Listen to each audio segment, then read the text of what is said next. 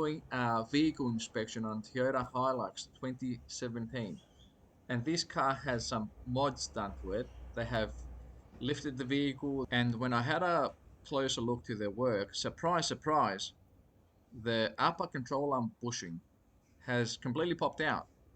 So this is the right hand side that we're looking at. You can see the inner drive shaft boots are completely broken. That's gone. Like, and all the grease is leaked out.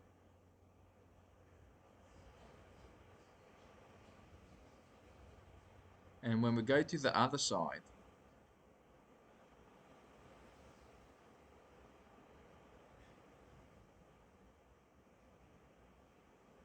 so we looking at the bushes again.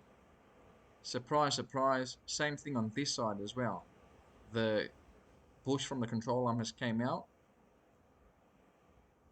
All, and I checked the nut on this side and that was completely loose.